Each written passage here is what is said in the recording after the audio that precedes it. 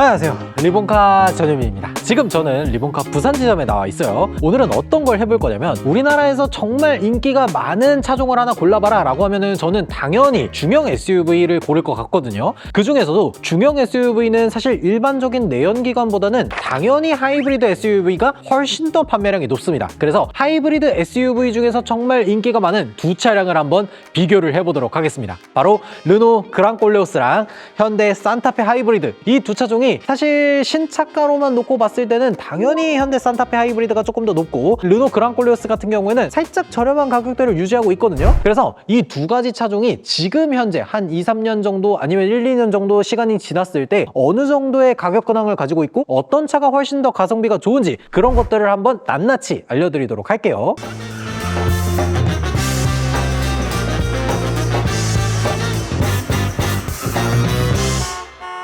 일단 제원부터 먼저 말씀을 드려야 되겠죠. 제 왼쪽에 있는 이 그랑콜레오스 같은 경우에는 르노에서 처음으로 내놓은 중형 SUV라고 보시는 게 좋아요. QM6가 중형 SUV라고는 하지만 지금 현재 기준으로 봤을 때 사이즈가 너무 작기 때문에 QM6는 준중형이라고 봐야 되고, 이 그랑콜레오스부터 중형 SUV로 포함되는 차량이다 라고 보시면 돼요. 그리고 제 옆에 있는 이 그랑콜레오스는 딱 보시면 아시다시피 요 앞에 보면 요 파란색으로 이런 색상들이 들어가 있잖아요. 요런 무늬들이 그릴에 들어가 있으면은 차량이 에스프리 알핀 트림이구나 라는 것들을 바로 알 수가 있습니다. 저는 개인적으로 봤을 때 이 앞모습에서만큼은 그랑콜레오스 디자인이 진짜 멋있다라는 생각을 해요. 그러니까 최근 들어서 르노에서 새로운 준대형 SUV 필랑트가 새롭게 나왔잖아요. 필랑트도 보고 이 그랑콜레오스도 보면은 디자인이 어떻게 돼 있냐면, 이 그랑콜레오스 같은 경우에는 로장주의 이 다이아몬드 형상 패턴이 오른쪽으로 누워있는 형상을 하고 있는데, 필랑트 같은 경우에는 세로로 세워져 있는 형상을 하고 있어요. 그래서 전반적으로 좀 멀리서 봤을 때 이 차가 르노의 패밀리 로고를 가지고 있는 차구나 라는 것들을 바로 알 수가 있어서 저는 그런 것들이 굉장히 좋더라고요. 그리고 산타페도 한번 보면요,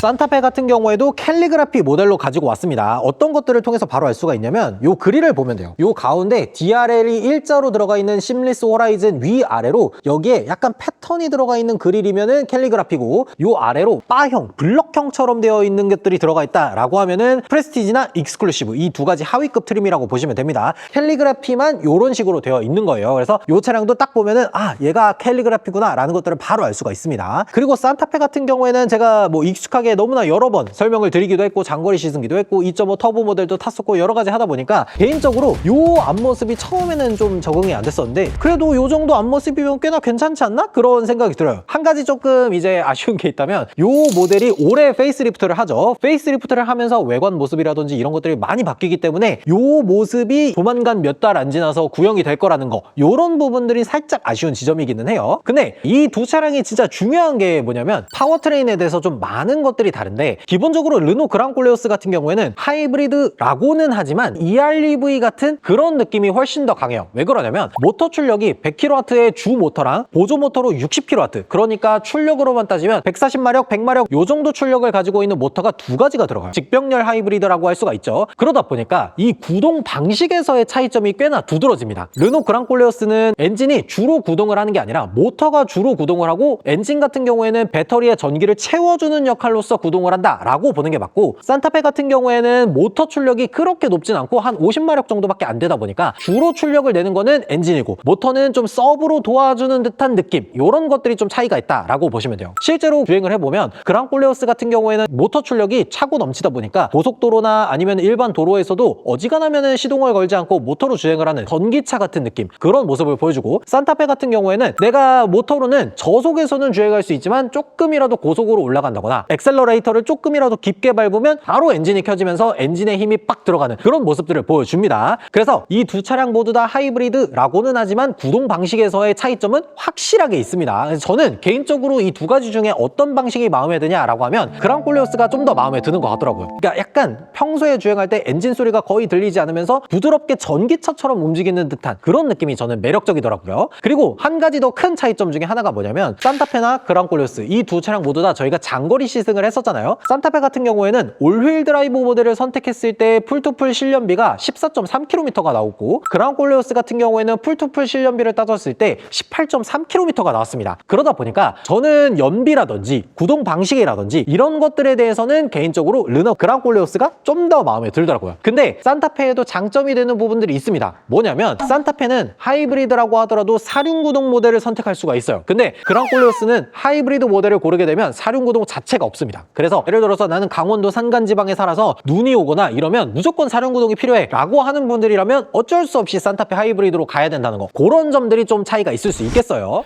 그리고 뒤쪽에서도 한번 보면요, 이 두 가지 차량들이 각기 다른 모습들을 보여주고 있어요. 그러니까 그랑 콜레오스 같은 경우에는 조금 더 약간 도심형에 어울리는 듯한 이 뒤쪽 모습을 가지고 있는데 산타페 같은 경우에는 도심형이라기보다는 레저용이나 정통 SUV 같은 그런 모습들을 가지고 있다는 게 좀 큰 차이점인 것 같더라고요. 그러다 보니까 결정적인 차이점이 이 뒤쪽 공간에서 나옵니다. 이 그랑 콜레오스 같은 경우에는 루프 라인이 딱 요 정도 D필러 라인까지만 오고 뒤쪽으로 완만하게 떨어져 있어요. 근데 산타페는 같은 위치에서 보면 뒤쪽 라인까지 쭉 뻗은 다음에 아래로 수직으로 내려옵니다. 그러다 보니까 뒤쪽 트렁크 공간이 훨씬 더 많이 남아 있죠. 그래서 실제로도 트렁크를 양쪽을 다 열어서 한번 보면 이 뒤쪽으로 트렁크가 열리는 이 면적 자체가 산타페가 압도적으로 훨씬 더 큽니다. 그리고 그랑 콜레오스 같은 경우에는 제가 말씀드렸던 이 뒤쪽 공간을 약간 손해보기 때문에 이 깊이감이라든지 높이라든지 이런 것들은 중형 SUV에 맞기는 하지만 산타페보다는 살짝 손해보는 공간이 있다라는 거, 그거는 어쩔 수 없는 것 같아요. 근데 개인적으로 제가 이 그랑 콜레오스에서 좀 아쉬운 부분이라고 꼽는 것 중에 하나가 뭐냐면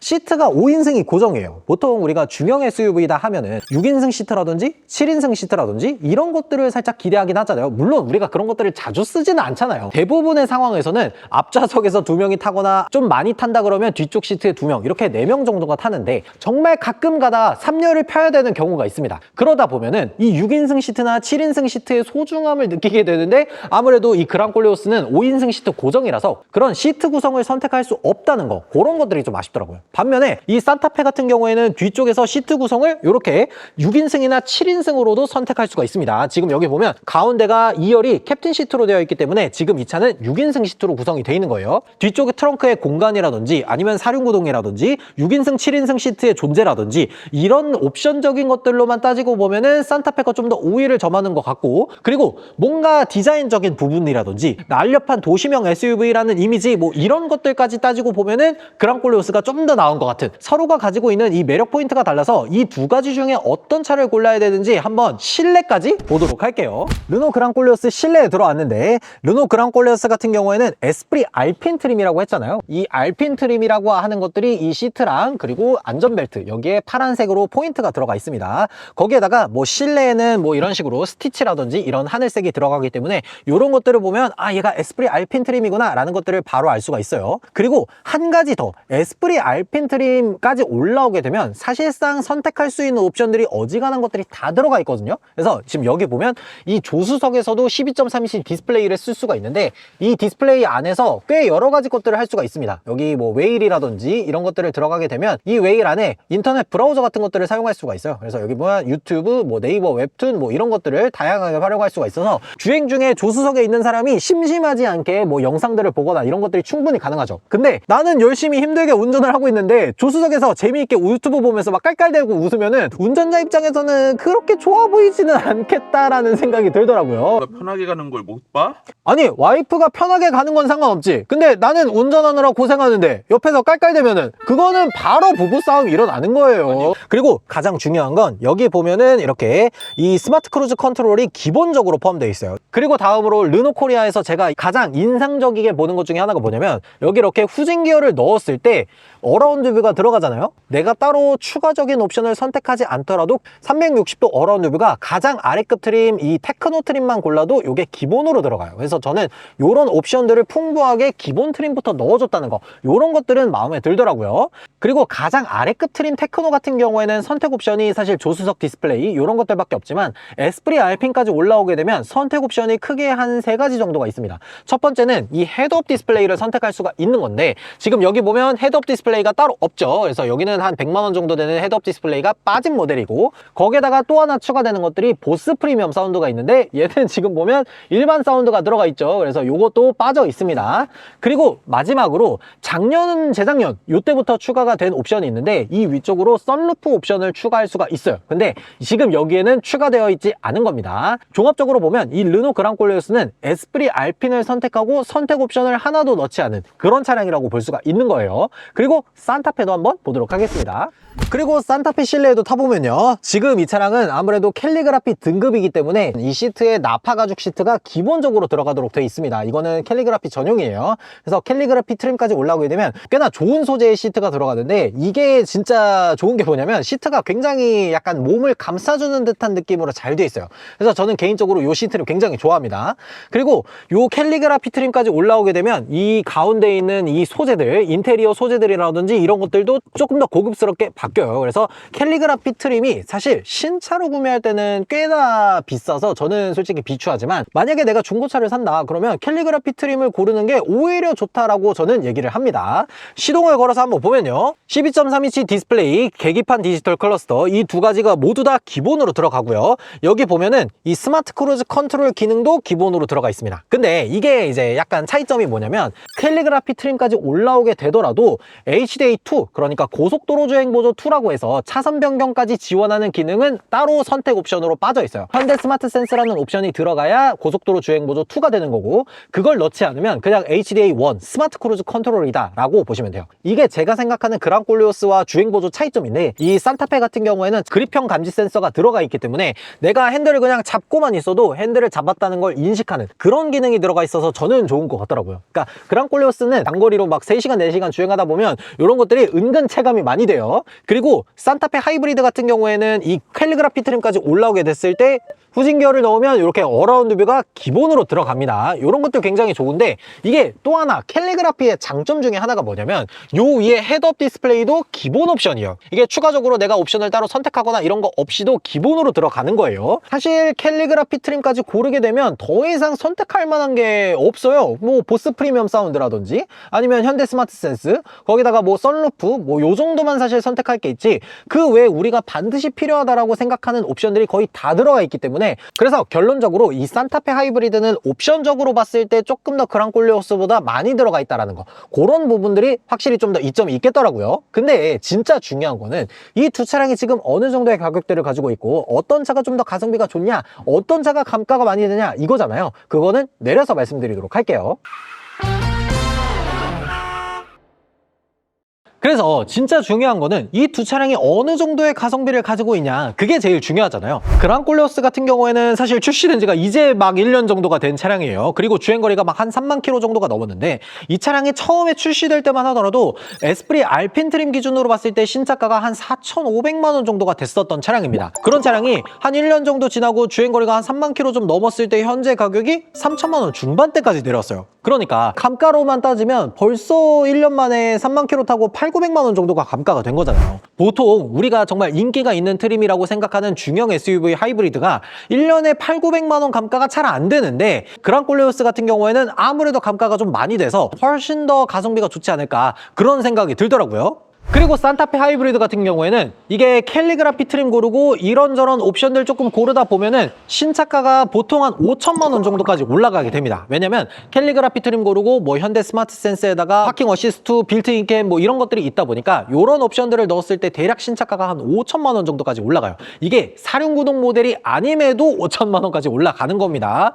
그러다 보니까 신차가로만 놓고 봤을 때는 아무래도 르노 그랑콜레오스보다 한 500만 원 정도 비싼 가격을 가지고 있죠. 근데 이런 산타페가 지금으로부터 한 2, 3년 정도 시간이 지나고 주행거리가 한 3만 킬로대까지 올라오게 되면 한 8,900만 원 정도가 감가돼서 4천만 원 초반 정도 가격대를 유지하고 있습니다. 이 두 가지 차량이 주행거리는 똑같지만 그랑콜레오스는 이제 1년밖에 안 됐고 산타페는 한 2, 3년 정도가 된 거잖아요. 연식의 차이점이 있음에도 불구하고 비슷한 금액이 감가가 됐다는 거는 아무래도 르노 그랑콜레오스가 조금 더 감가가 심하다라는 거, 요런 것들을 좀 알 수가 있어요. 그래서 전반적으로 좀 정리를 해보자면, 그랑콜레오스 같은 같은 경우에는 산타페보다 옵션적으로 살짝 부족한 것들이 좀 있습니다. 사륜구동이 없다든지 뭐 6인승 7인승 시트가 없다든지, 그리고 여기에 뭐 자잘자잘하게 추가 옵션들이 조금 빠진다라는 거, 요런 것들이 조금 있고, 대신에 가격적으로 가성비가 높으면서 연비, 이게 확실히 좋죠. 산타페 하이브리드보다 못해도 한 3-4km 정도 연비가 좋다 보니까 뭔가 전기차 같은 주행 느낌, 거기에다가 연비, 이런 것들을 중요시 여긴다, 거기에다가 가격 가성비도 챙겨야 된다 라고 하면은 저는 르노 그랑콜레오스가 좋아 보이고요.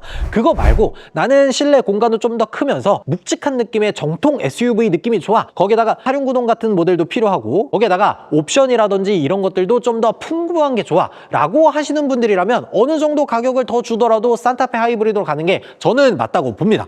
그래서 이 두 가지 차량이 옵션적으로 좀 우위가 있냐, 아니면 연비라든지 주행 감각 이런 것들이 좀 더 우위에 있냐, 이런 차이점들을 보이고 있으면서 마지막으로 가격 차이가 한 400~500만 원 정도가 나기 때문에 이 두 가지 차종 중에 과연 어떤 차를 선택해야 될지, 이런 것들이 정말 고민이 많이 될 것 같은데, 만약에 제가 중형 하이브리드를 뽑는다 라고 하면 개인적으로 조금 더 저렴하게 그랑콜레오스로 가야 되지 않을까, 그런 생각이 들거든요. 그러니까 실제로 두 가지 차량 모두 다 서울 부산 장거리도 뛰어보고 뭐 시내도 뛰어보고 여러 가지를 했지만, 이 주행 감각이나 연비가 좋다라는 게 진짜 무시할 수 없는 부분이라고 생각이 들어서, 저라면은 좀 더 가격이 저렴한 이 그랑콜레오스가 조금 더 낫지 않을까라는 생각이 드는데, 여러분들의 생각은 어떤지 댓글로 달아주시면 좋을 것 같습니다. 지금까지 저는 리본카 전효빈이었습니다. 감사합니다.